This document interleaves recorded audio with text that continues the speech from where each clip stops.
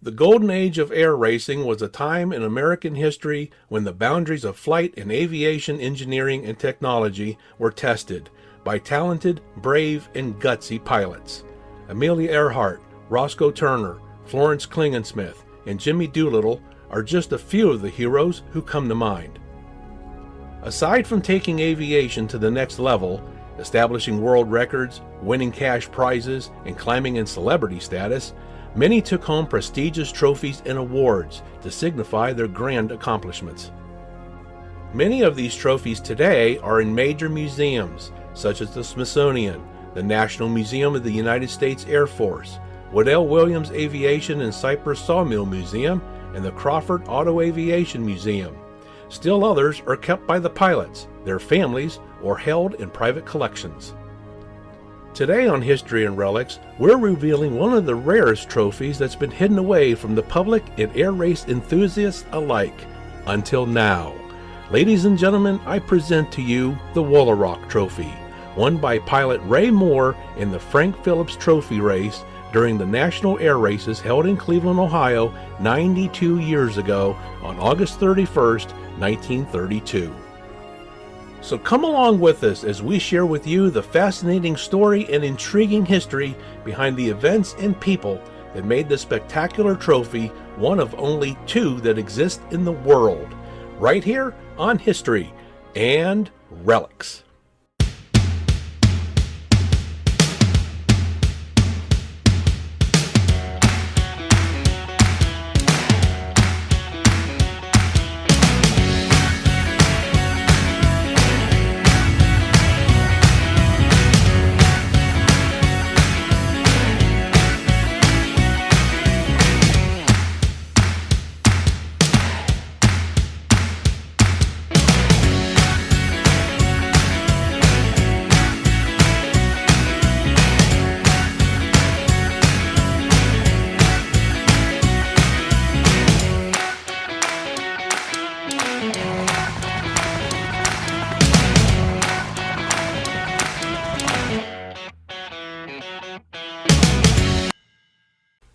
Frank Freeman Phillips was born on November 28, 1873, in Scotia, Nebraska.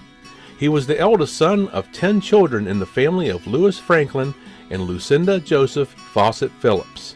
As a boy, he experienced the hard work, poverty, and frustrations of rural life, especially after his family moved to Iowa. He earned his first wages on a farm, digging potatoes for 10 cents a day.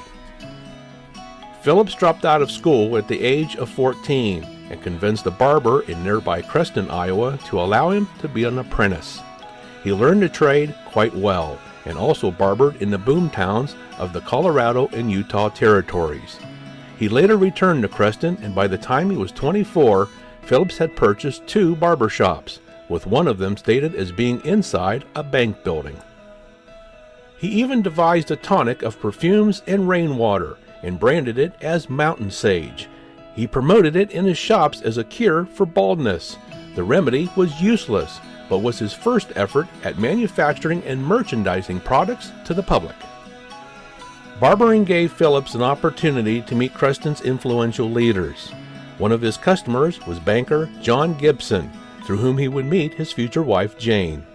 The two were married on February 18, 1897. The couple had one biological child, a son, John Gibson Phillips, and later they fostered 2 sisters, named Mary Frances and Sarah Jane. Bank president and now father-in-law John Gibson had considered Phillips an up-and-coming entrepreneur for some time, and would soon give Phillips a position at his bank that introduced him to the world of finance. He assigned Phillips the task of selling bonds needed to finance various construction projects, including Chicago's Municipal Convention Center. Phillips was quite successful in selling the bonds throughout the Midwest and New England. On one of his trips back to Creston in 1903, Phillips met up with an old friend, C.B. Larrabee, who was serving as a Methodist missionary to the Osage Indians west of Bartlesville, Oklahoma. He told Phillips about an oil boom going on there. After visiting the oil-rich area a few times, Phillips and his family moved to Bartlesville in 1905 and was later joined by his brother Lee Eldis. Phillips, his brother, and John Gibson organized the Anchor Oil and Gas Company, which was financially backed by Gibson. After a few unsuccessful dry runs, the gamble paid off, as the Anna Anderson No. 1, located just north of Bartlesville, gushed oil on September 6, 1905. It was their first of 81 succeeding producing wells. 1905 proved to be a booming year for the Phillips family, as Frank, his brother Lee, and another brother, Waite, formed the Lucinda Oil Company. Waite later left the company to start his own bank and oil company, the Independent Oil and Gas Company in Tulsa. Frank and Lee also formed the Citizens Bank and Trust in Bartlesville, which later became the First National Bank of Bartlesville. However, by 1916, Frank and Lee were thinking of moving away from the unstable oil environment in hopes of opening a chain of banks throughout the Midwest. But those plans would soon be shelved, as many of their wells became immensely productive again right about the same time the U.S. became involved in World War I. With the war, oil prices quickly rose from 40 cents a barrel to more than $1. Frank and Lee decided to consolidate their holdings in a single company, and thus the Phillips Petroleum Company was born. They were incorporated on June 13, 1917, under Delaware law. The new company had assets of $3 million, 27 employees, and leases throughout Oklahoma and Kansas. Waite's company, Independent Oil and Gas Company, would later merge with Phillips Petroleum in 1930. Phillips Petroleum would eventually grow to more than 23,000 employees with assets exceeding $1 billion. Frank always had an interest in aviation, especially due to the rapid advancements in engine technologies. In fact, Phillips formed an aviation division within his company in 1926 and later designed the first aviation refueling trucks. On May 25, 1927, just 4 days after Charles Lindbergh's successful transatlantic flight, James Dole, the Hawaiian pineapple baron, announced a $25,000 cash prize, equivalent to over $400,000 today, to the first fixed-wing aircraft to fly some 2,400 miles for the first ever non-stop flight westward across the Pacific Ocean, from Oakland, California to Honolulu, Hawaii. Second place was slated to receive a $10,000 cash prize. The race was scheduled for August 16, 1927. Phillips seen the opportunity to be involved in the Dole Air Race, or Dole Derby as it were, and sponsored pilot Art Goebel, a veteran barnstormer and Hollywood stunt pilot, as well as pilot Bennett Griffin. Goebel was the first official entrant for the race, announced on June 28th.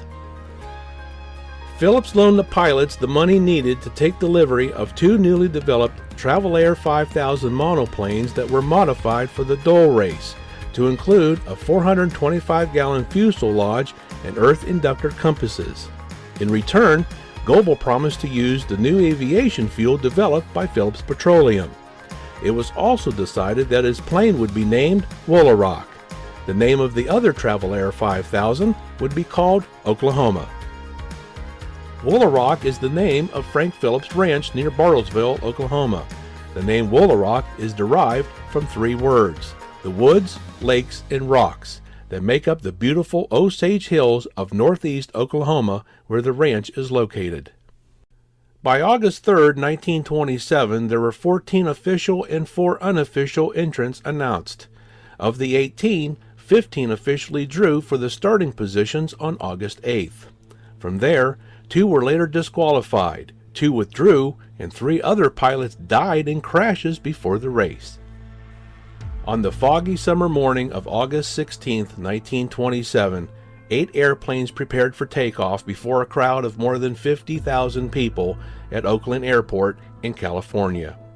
Aviation history was about to be made over the Pacific Ocean, with a 2,400-mile race to Honolulu.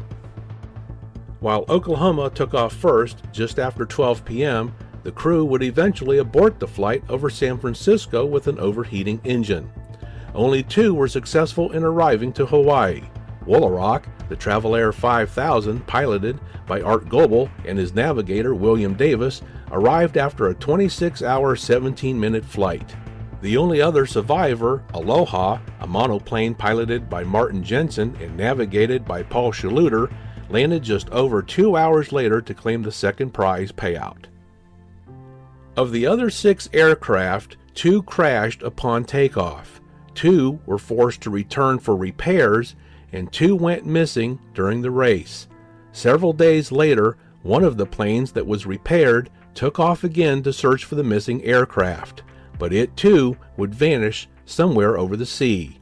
In all, before, during, and after the race, 10 people died and 6 airplanes were lost or damaged beyond repair. The Woolaroc and her crew were soon brought back to the mainland on the SS Manoa, a freight and passenger steamship. They were given a warm reception upon arriving in San Francisco. 2 years after the 1927 Dole Air Race, Frank Phillips brought his winning plane back to his Osage Hills ranch and built a hangar for it, the first building in what would become today's Woolaroc Ranch and Wildlife Preserve. You can still see the plane there today. From 1929 to 1949, Cleveland, Ohio was a major player in the early days of the national air races. Cleveland was a testing and proving ground for new aviation technology. Initially, between 1920 until 1928, the national air races alternated between various cities, such as New York, Omaha, Detroit, Dayton, Philadelphia, and Spokane. Races were held in Cleveland along the shore of Lake Erie in 1929, 1931, 1932, 1934, 1935, and 1937 to 1939, before a break was put in place due to World War II. Chicago hosted the race in 1930 and Los Angeles in 1928, 1933, and 1936. Cleveland started being a focal point for the races due in part to local businessmen Lewis W. Grieve and Frederick C. Crawford, who were involved in the aviation parts industry, along with the city and numerous businesses that provided support in hosting the races, as well as contributing to the sizable cash prizes. The first Cleveland race in 1929 was a great success, with over 100,000 spectators, which turned a sizable profit. Other cities were not as successful as Cleveland, so with the support of the National Aeronautical Association, who licensed the races, it remained the air racing center for the majority of the 1920s and 30s. Specifically, the 1932 National Air Races, held on August 27th through September 5th, saw more planes and pilots participating, more new race designs appearing, and more new records being set than at any other time during the 1930s. Frank Phillips joined in on the excitement that Cleveland brought by continuing his sponsoring of pilots, and even had a newly created race named in his honor, the Frank Phillips Trophy Race, where the winner walked away with a nice cash prize of about $1,125, as well as a beautifully ornate 4.5-foot tall trophy that was partially designed for Phillips, honoring his Travel Air 5000 Woolaroc, and was appropriately named the Woolaroc Trophy. The trophy was also one of a rare few that first prize contestants were able to take permanent possession of after winning the race. Frank flew into Cleveland on his private jet, along with his pet goat named Pete, which had been adopted as the official mascot of the race. The Frank Phillips race was scheduled for Wednesday, August 31st, event number 6, and was a free-for-all race limited to engines of 800 cubic inch displacement or less. The event was established to encourage the building of speed planes in the lower horsepower categories. It was loosely billed as a miniature Thompson Trophy race. The pilots had to complete 8 laps around a 10-mile course. The Frank Phillips race would come to be considered a high-speed course classic by many veteran and rookie pilots alike.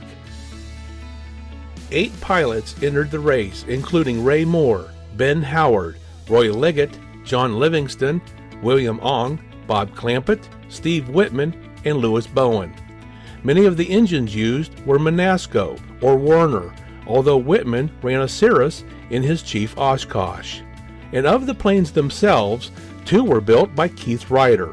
San Francisco 1, number 131, piloted by Ray Moore, and San Francisco 2, number 135, piloted by Bob Clampett.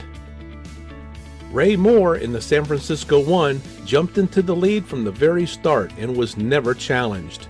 Ben Howard and John Livingston nearly collided at the home pylon at the start of lap 3. Roy Liggett was treated at the field hospital after nearly being overcome by his Cessna's exhaust fumes. During the course, Ray Moore lapped all but 3 of the other competitors and took the win with a speed of 182.220 miles an hour. Howard placed second, while Liggett captured third despite his setback. And here is the real deal.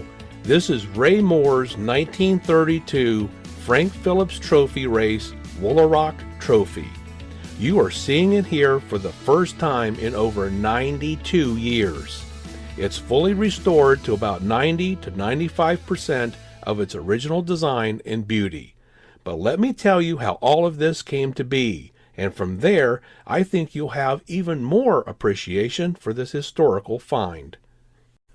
The trophy was designed and made by Scribner & Lohr, a prestigious custom jeweler headquartered in downtown Cleveland, Ohio. Custom ornate trophies were their specialty, including creating one similar to the Woolaroc Trophy, dubbed the Perpetual Aeronautical Trophy, made for the 1932 American Legion Air Circus in Philadelphia.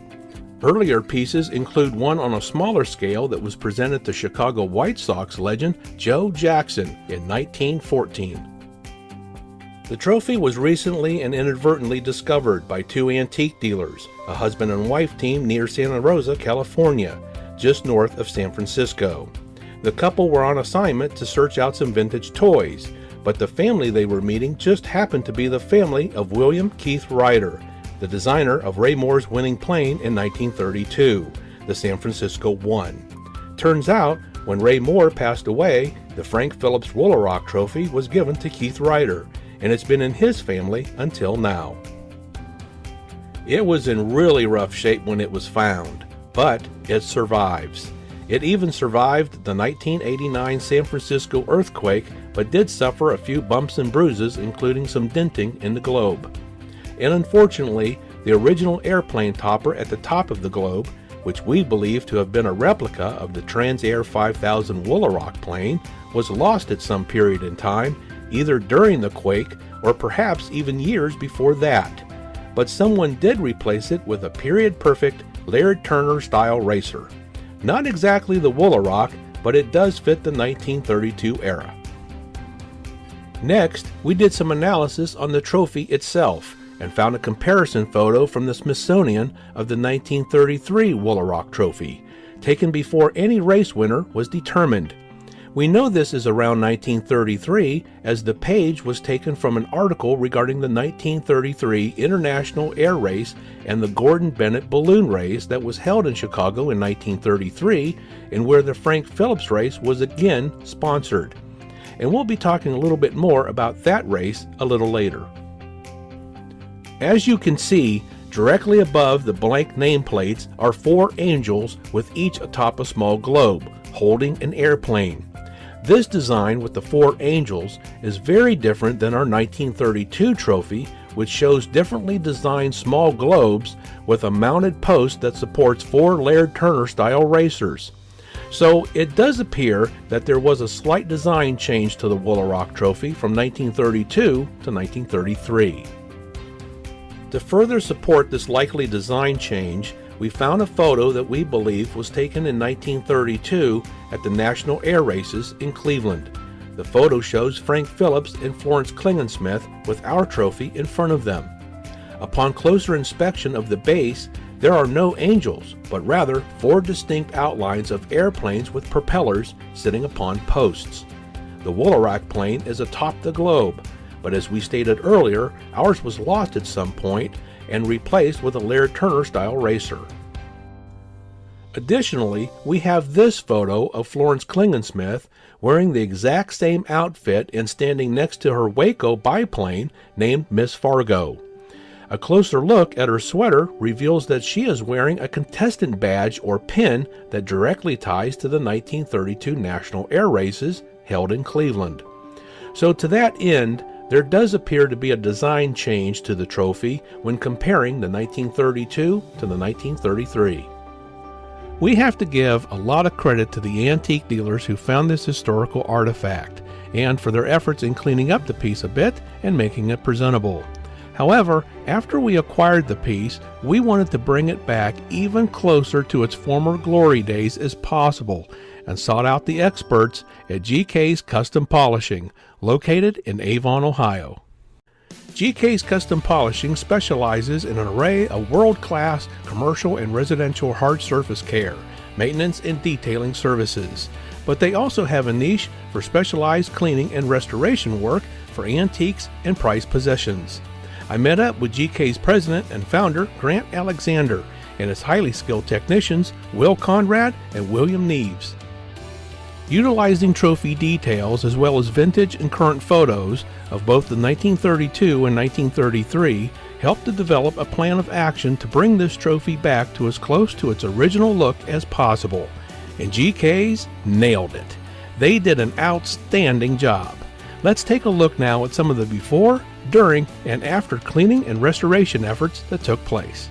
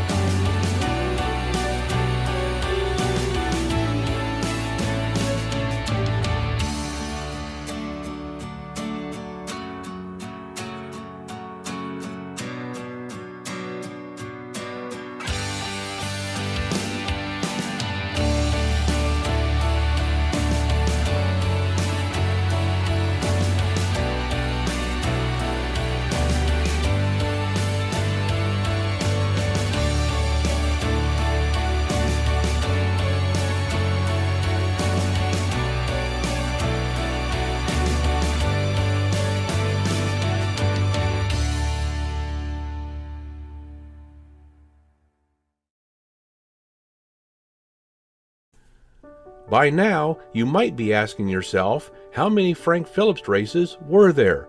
How many Woolaroc trophies were won? And how many of those trophies still exist today? Well, to begin answering that, we have to explore the International Air Races and the Gordon Bennett Balloon Races that were held in Chicago in 1933, which were an offshoot of the Chicago World's Fair happening at the same time. Frank Phillips sponsored his race and Woolaroc trophy once more. In fact, the Frank Phillips Trophy race was the main event at the 1933 show with a purse totaling $10,000. That's nearly $250,000 today. The race was a 100-mile, 12-lap pylons race open to planes with no limit on engine size. Florence Klingensmith was the first and only woman to enter the prestigious Frank Phillips race.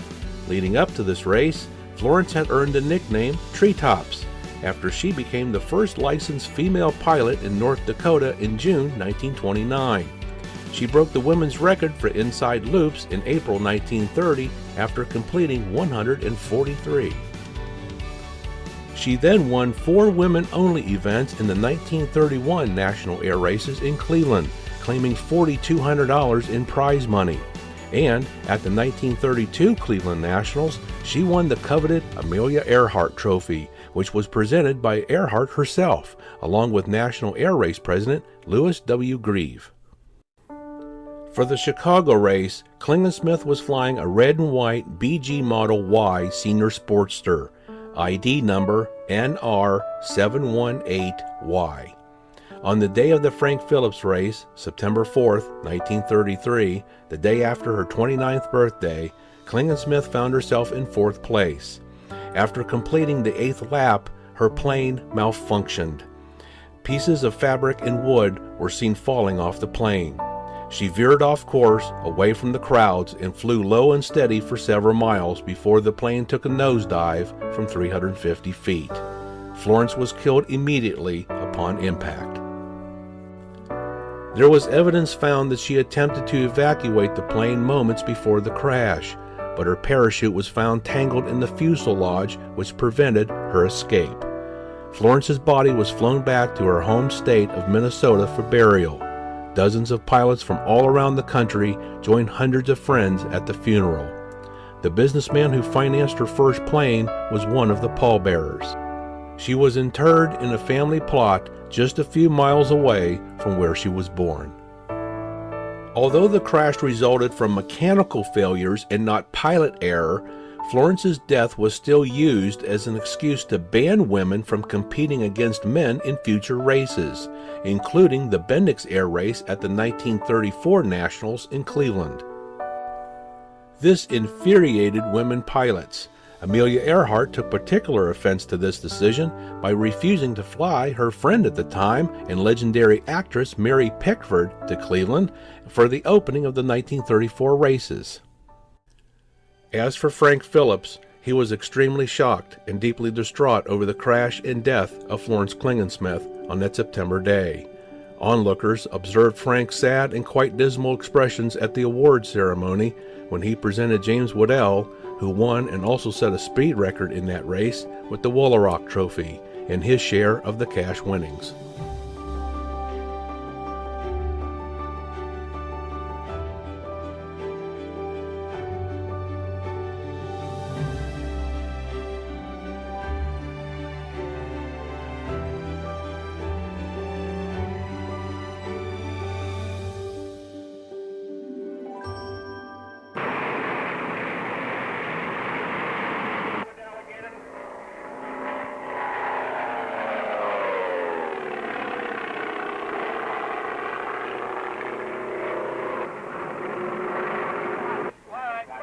I'm very proud to win this beautiful trophy that Mr. Phillips put up for this race.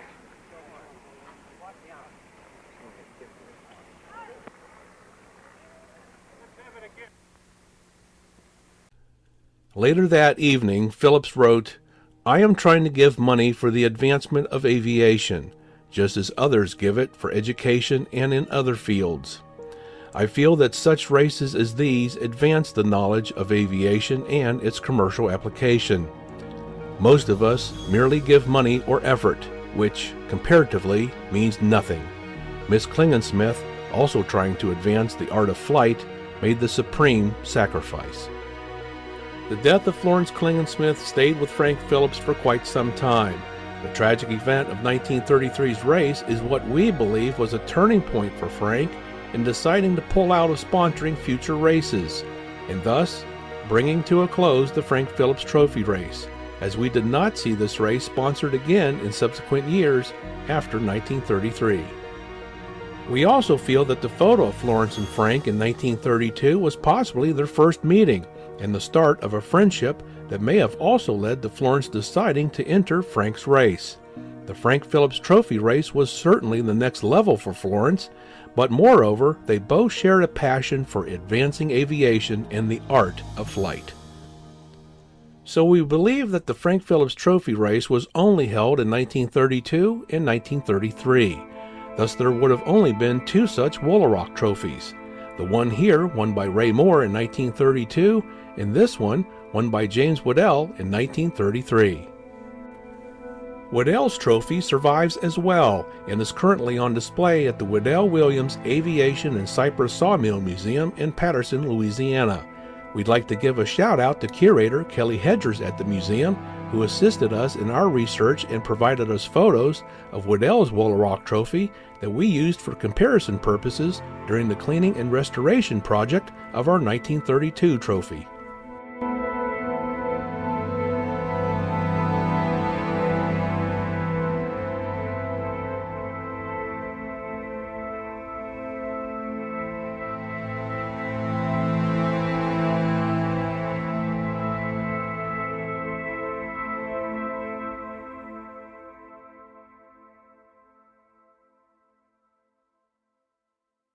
Thank you for joining us today. We hope you enjoyed our program. If you like our content, we ask that you give us a thumbs up, a like, share with your friends, subscribe to our channel, and ring that notification bell so you always know when our new content is published. And all of this costs nothing, but means a lot to us and keeps us growing. You may also leave us a tip if you choose. The address is provided here on your screen, and a link is provided in the description area below. So until next time, everyone, this one is history.